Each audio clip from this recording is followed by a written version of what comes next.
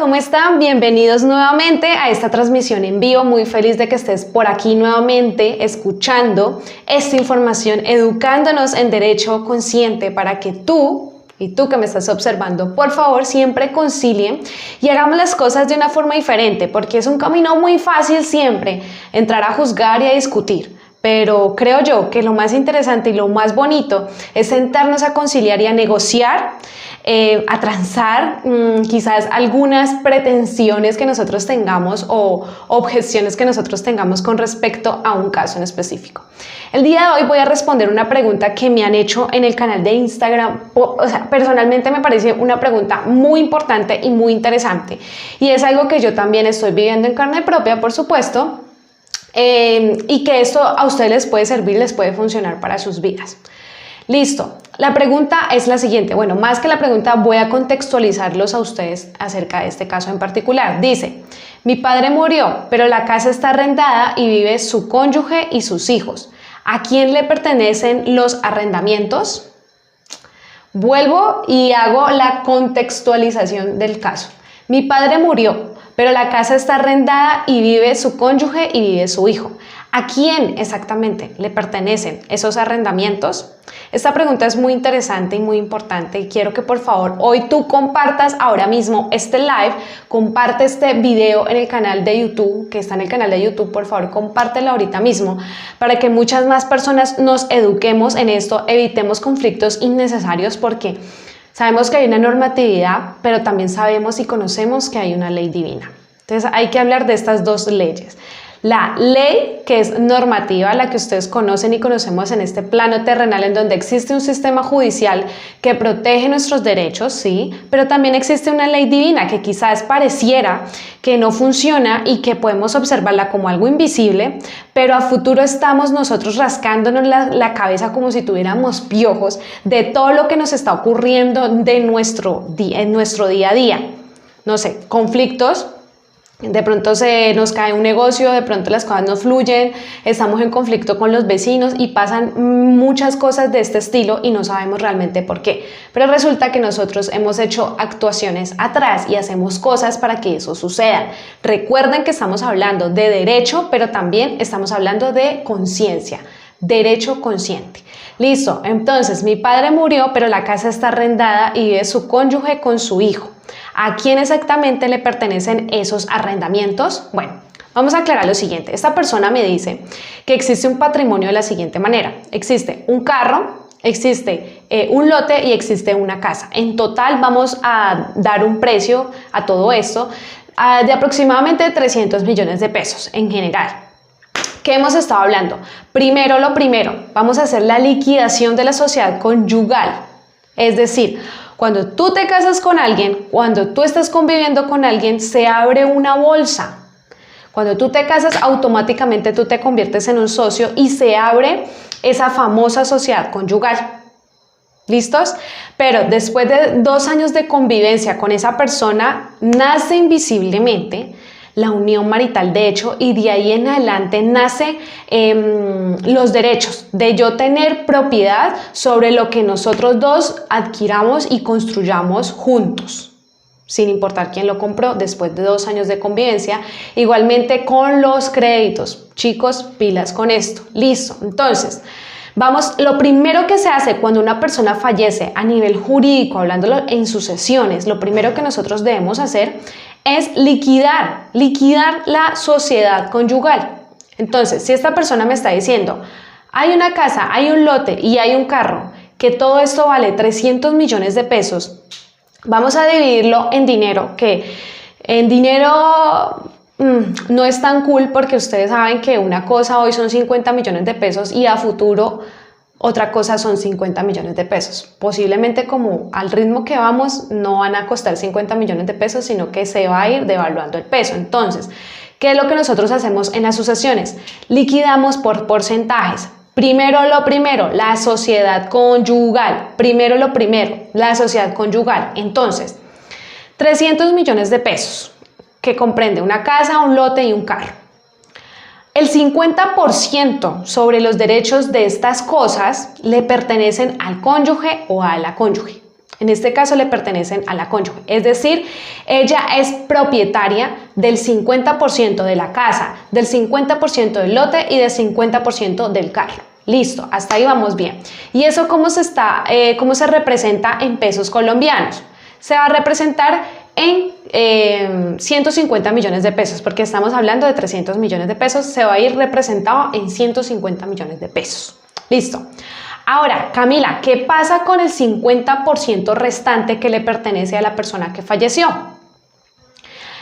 Ese 50% restante es lo que nosotros denominamos como abogados la famosa sucesión. Listo, entonces, ese otro 50% que viene representado en el 50% restante de la propiedad sobre esa casa, sobre ese lote y sobre ese carro, le pertenece a la persona que falleció. ¿Ok? Pero entonces recuerden que como esta persona ha fallecido, a nombre de alguien hay que dejar estos bienes.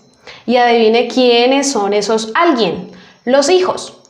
De ahí en adelante, sucesivamente, los hijos. Pero recuerden que estas normas cambian cuando, por ejemplo, la persona no tiene hijos y están vivos los padres, entonces heredarían directamente los padres. Cuando los padres no están con vida, ¿quiénes heredarían después? Heredaría también la cónyuge y heredarían los hermanos. Y a falta de hermanos, entonces vendrían los sobrinos. Y hasta ahí paramos. No es que exista una normatividad que diga que de por vida todas las personas tenemos derecho a heredar. No, hasta ahí se elimina. Y el último que vendría a heredar, si no existe ninguna de estas personas en la vida real, sería el Estado por medio del bienestar familiar. Listos. Entonces, ese otro 50% que le pertenece al cónyuge lo vamos a dividir entre los herederos. ¿Ok? Los herederos. Un heredero, dos herederos, las personas que tengan el apellido de esta persona que falleció. Listo. Ahora, los hijos que pertenecen a esa unión. Porque, por ejemplo, la señora puede ser que haya tenido otros hijos con otras personas, pero esos no vendrían a beneficiarse de la sucesión de la persona que falleció. Muy importante esto para que ustedes no discutan sobre algo que si tú me estás viendo acá, quizás tú no tengas derecho, y si tú estás estresado por esto, pues no te estreses porque estas personas no tendrían derecho de acuerdo a la normatividad. Listo. Ahora, la pregunta puntual de esta persona es la siguiente. Ella me dice que está preocupada porque esta persona está percibiendo arrendamientos sobre esa casa y la pregunta es, ¿quién tiene derecho a recibir esos arrendamientos? Resulta que tiene derecho el 50% la cónyuge y el otro 50% los herederos. Así es. ¿Por qué? Vendrían siendo los dos copropietarios de ese bien inmueble. Uno que sería el 50% de la cónyuge y el otro 50% dividido entre los herederos que existan. Entonces estamos hablando de una copropiedad. ¿Listos? Ahora, por ejemplo, si el arrendamiento tiene un costo de 1 millón de pesos, pues 500.000 pesos le van a corresponder a la cónyuge y los otros 500.000 se dividen entre los herederos. Es decir, tanto la cónyuge como los herederos tienen derecho a recibir, a percibir esos frutos que en este caso serían los arrendamientos. Igualmente, pasa con el carro. Si el carro está en venta, el 50% para la cónyuge y el otro 50% restante para los herederos. Así que, ¿qué pasa si la cónyuge no reconoce en este caso y ha tomado el 100% de los arrendamientos? Yo les voy aquí a hablar de las consecuencias jurídicas y legales. Entonces, estamos hablando de lo siguiente. Primero, esto se llama derecho consciente. Yo a ustedes siempre les voy a sostener eso y para allá vamos en el 2023. ¿Sí? Vamos a crear cosas maravillosas con derecho consciente y siempre les voy a compartir. Primero, siéntense a negociar y a conciliar. Encuentren abogados que a ustedes les ayuden realmente a conciliar y no a agrandar más el problema. Yo sé que también aquí hay una vaina de egos y tengo que decirlo. Pero si nosotros lo hacemos de forma consciente, elegimos abogados que realmente nos ayuden a entrar a negociar y a conciliar, pues va a ser mucho más económico para nosotros y también nosotros por conciencia, si decimos, tengo o no tengo derecho a esto, que aquí empieza la conciencia. Ahora, primero, entrar a conciliar, llamar a esta persona y decirle, mira, lo que pasa es que yo me asesoré, pasa esto y esto y esto, y los arrendamientos, el 50% te pertenecen a ti y el otro 50% hay que dividirlo con los demás herederos. Listo. 2. Si no llegan definitivamente a ningún acuerdo y no se ponen de acuerdo, antes discuten, se agreden verbalmente, físicamente y demás, porque esto pasa muchísimo, entonces se debe iniciar un proceso de sucesión. Se pone la medida cautelar para congelar los bienes inmuebles, se designa una persona que administre esos bienes inmuebles también, y pilas porque eso también es muy delicado. Y dentro de esa misma sucesión se pone la medida cautelar para que nadie toque nada, ni venda, ni haga nada con esos bienes. ¿Listos? 3. Demostrar, por favor, siempre, eso es con pruebas, debemos demostrar desde la fecha de fallecimiento quiénes han estado percibiendo esos arrendamientos, quiénes se han visto beneficiados de esto. ¿Cómo demostramos la fecha de fallecimiento? Con el registro civil de defunción. Muy sencillo esto, ¿verdad? Listo. Ahora, 4. Y esta es la perla de este live. Nosotros vamos a solicitar en el mismo proceso de sucesión el pago de los dineros que no se liquidaron. Es decir, si esta persona durante 1 año, 2 años no se inició sucesión, porque generalmente lo que pasa es que se hacen los locos, porque hay que decirlo, se hacen los locos, no se inicia sucesión, se generan problemas y se deja pasar y pasar el tiempo y generalmente hay 1 o 2 personas que están explotando los bienes inmuebles, se están beneficiando de ellos y están desconociendo los derechos de los demás. Entonces, si tú estás en este caso y te están desconociendo los derechos, pues tú puedes ir a iniciar un proceso de sucesión y decir, vea, es que desde el fallecimiento de mi papá, de mi mamá, en esta fecha específica, yo no he percibido ningún tipo de dinero. ¿Quiénes lo han estado haciendo? Estas personas que son los herederos. ¿Cómo lo podemos corroborar? Pues porque muy posiblemente ahí existen arrendamientos o, por ejemplo, han dejado la finca al partir. Con testimonios y demás se puede argumentar que específicamente esos bienes inmuebles se están negociando y que tú no estás percibiendo eso, además que eres heredero y ya te dije que tienes derecho a eso. Listo. Ahora, finalmente, que no te pase lo del joven en el bosque. Miren esta moraleja tan interesante. Resulta que había un bosque súper hermoso, iba un pastor. Él iba contento por el bosque y resulta que él ve hacia el suelo y se encuentra un hermoso cofre. Ese cofre es tan hermoso que él dice, no, pues aquí hay joyas, aquí hay dinero, aquí hay un montón de cosas y ya me voy a volver millonario.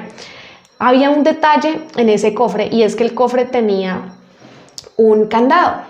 Y él fácilmente no lo pudo abrir y no pudo demostrar que efectivamente pues habían joyas, oro y demás y que se iba efectivamente a volver millonario. Él no sabía eso porque estaba sellado.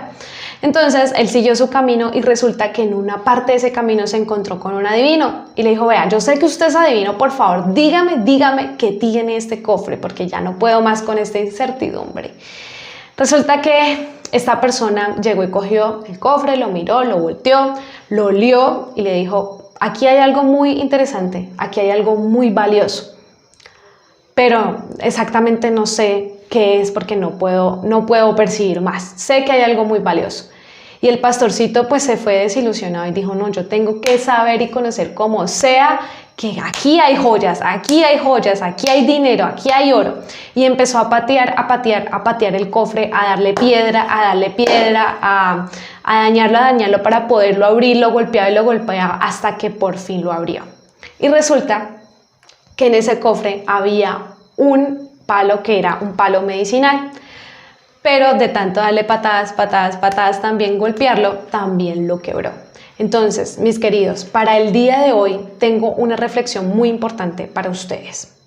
¿Cuántas veces pensamos que nuestra vida se va a arreglar con una sucesión? ¿Cuántas veces nosotros estamos pensando que económicamente nos vamos a volver millonarios recibiendo un patrimonio, una sucesión que conscientemente nosotros no hemos trabajado, lo han trabajado otras personas y otros familiares? ¿Realmente crees que nos vamos a volver millonarios, trillonarios con algo que sí, posiblemente es nuestro derecho, pero que estamos creando de ahí en adelante? Piensen por favor en esto. ¿Cuántas veces pensamos que desconociendo los derechos de los demás herederos nosotros nos vamos a volver millonarios y desconociendo y diciendo no, es que todo esto me pertenece a mí y esto es mío, desconociendo los derechos de los demás cuando la normatividad es muy clara en esto? Lo único que estamos haciendo es crear y crear conflictos, crear y crear más conflicto. Piensa.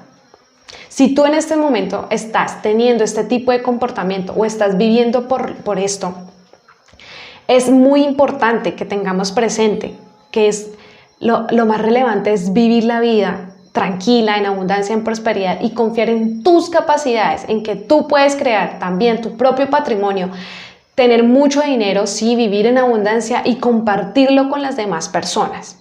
¿Por qué estoy haciendo esta reflexión? Porque lo estoy viviendo en carne propia, además, y no es necesario entrar a agredir verbal ni psicológicamente a las personas cuando tú y yo sabemos que muy posiblemente estas personas también tienen derechos. Recuerda siempre esto es derecho consciente. Nos vemos la próxima y por favor comparte este video ahorita mismo. Nos vemos. Derecho consciente, transformas tu mente y evoluciona el derecho. Chao, chao.